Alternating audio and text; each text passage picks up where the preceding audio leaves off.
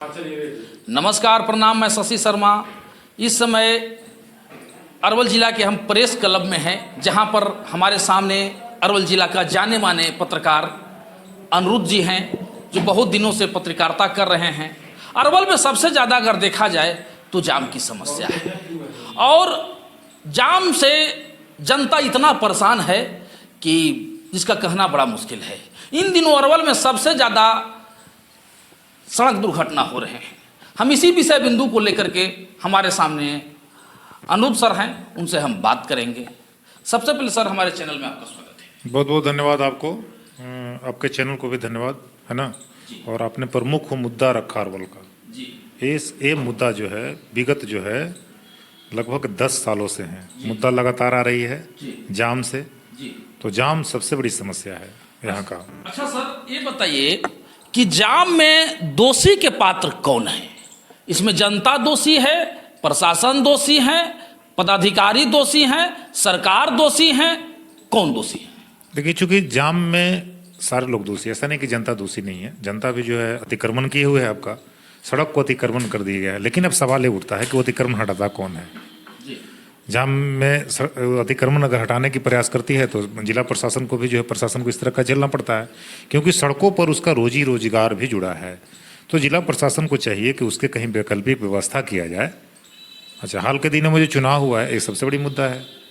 अगर आपका चुनाव में अगर बहुमत आपने दिया है जदयू और भाजपा को, तो जाम वाले जो सड़क पर जो कमा खा रहे हैं वो तो निश्चित तौर पर है कि खड़ा करेंगे सवाल कि हमने सरकार चुना है, और सरकार का अगर होगा तो लगातार विरोध होगी। तो वो भी जाम नहीं हटाना चाहते हैं।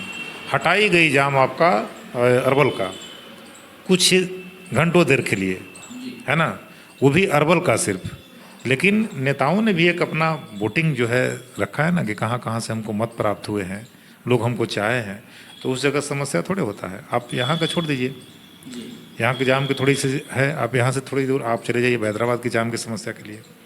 वहाँ एक पुल पे जाम है, वो सरकार का ज़मीन है, और सरकार का ही ज़मीन का जो है दूसरे लोगों को भाड़ा किराए में दे करके रखा है।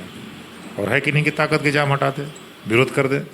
जिन्होंने वोट दिया है वो जाम से प्रत्येक दिन घटना होती है। 8 दिन का एक आंकड़ा हमको बता दिए, विगत 8 दिन का है आंकड़ा, है एक बड़ी आंकड़ा है। 8 दिनों में 9 लोगों की मौत, 27 लोग घायल, है ना। आज की भी घटना है, 8 दिन में 9 लोगों की मौत, 27 लोग घायल। तो बड़ा दुख। और वो भी घायलों की स्थिति आप जा करके यहाँ से अब देख लीजिए। अस्पताल की हालत तो आप जान ही रहे हैं। बस वही यहाँ के डॉक्टर जो लिखना वही जानते हैं, रेफर टू PMCH या रेफर टू हायर। ये स्थिति है। आज भी 2 घटना हुई है ना, आज शनिवार की 2 घटना। सुबह सुबह जब आप देखिए तो पत्रकारों की सबसे पहले अगर कहीं से अगर फ़ोन आता है तो सिर्फ यही होता है कि यहाँ पर जो है फलाने जगह पर जो है गाड़ी इसको मार दिया, वो घायल है, और उससे भी नहीं है तो उसकी मौत है। और सुबह की घटना है, 2 घटना हुआ। मोतीपुर का एक व्यवसायी जो कुर्था का रहने वाला था, उनकी मौत हो गई। कलेर के प्रताप नगर में वो भी व्यवसायी, दोनों मौत हो गई। तो बिल्कुल नरसंहार तो पहले होती थी, उससे भी बड़ी घटना है। रोड पर चलने में भी डर सा महसूस होता है।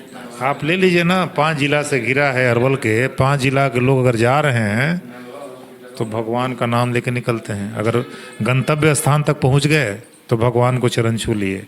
अगर उनके परिवार अगर अरवल में जैसे ही टच करते हैं तो उनके फ़ोन पे लगातार पूछते क्या आपने अरवल क्रॉस कर लिया है।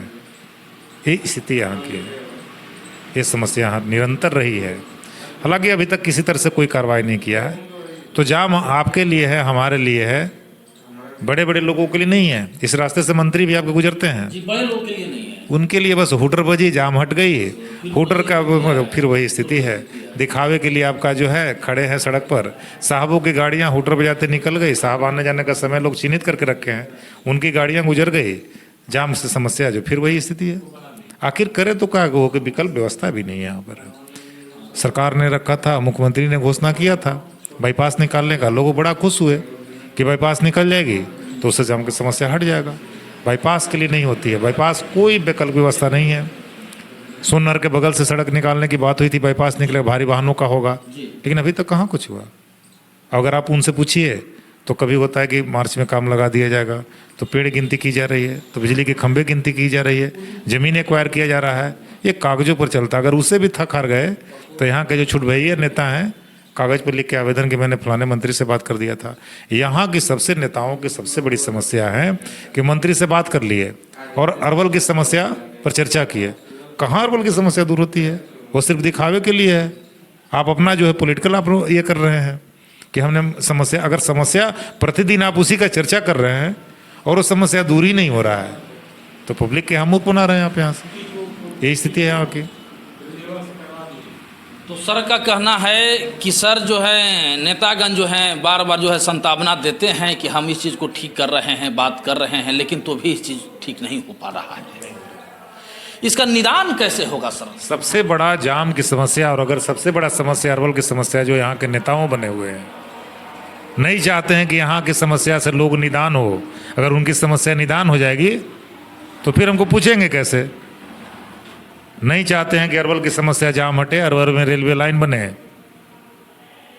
नहीं चाहते हैं कि यहाँ किसान का सिंचाई का सुविधा मिले। और वहाँ पर बैठे जो हैं मंत्रालय में, जो आपका वहाँ बैठे हैं, वहाँ भी नहीं चाहते कि अरवल में कोई बड़े अच्छे पदाधिकारी मिले कि आम जनमानस के, आम की जनता का विकास हो। वो जितने जो है ना, आप देखिए ना पदाधिकारियों की जरा काउंटी, आप तो पत्रकार हैं, देखे हैं जिस कार्यालय में आप जाएंगे उस कार्यालय में अगर पदाधिकारी मिलेंगे कौन सी? महिला नजर आएंगी। तो बस महिलाओं की यात्रा यहाँ से राजधानी से है, बस आना है जाना है, 150 रुपये का किराया दीजिए, आराम से राजधानी की यात्रा कीजिए, अपना कार्यालय आते जाते रहिए। उनके विकास से क्या मतलब है? नेतागण जो हैं सर माने जनता को ठगने का काम कर रहे हैं। बिल्कुल। सबसे बड़ा अगर अरवल की समस्या है तो यहाँ के नेताओं में, छुटभैया नेता जितना भी हैं बने हुए ना, सबसे बड़ा अगर उन लोगों की समस्या निदान हो जाए, जो घटना घट रही है उनके अगर फैमिलियर से कभी घट जाती है तो जरा उनसे पूछिए ना हालात क्या होता है।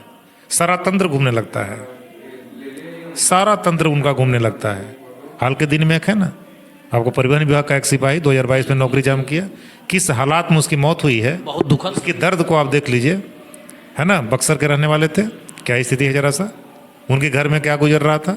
8 माह पहले उनकी शादी हुई है, पत्नी जो है उसी सिपाही में है परिवहन विभाग में। जरा उससे दर्द जरा पूछ लीजिए ना। हालात में देखा हूँ 1 बजे रात को, उनकी भी मौत जो जैसे हुई पोस्टमार्टम हाउस में छोड़ दिया गया, परिजन को बताने का काम बाद में किया गया। हम लोग थे उस घटनाक्रम में, तो जरा उसकी दर्द तो समझिए। शोक सभा हो गई। अब देखिए एडमिशन के यहाँ के हमारे मतलब जो है ड्यूटी पर तैनात, उनके शोक सभा होकर उनके बाद किसी ने पूछा कि क्या उनके साथ हुई है। ये समस्या है आपका यहाँ का।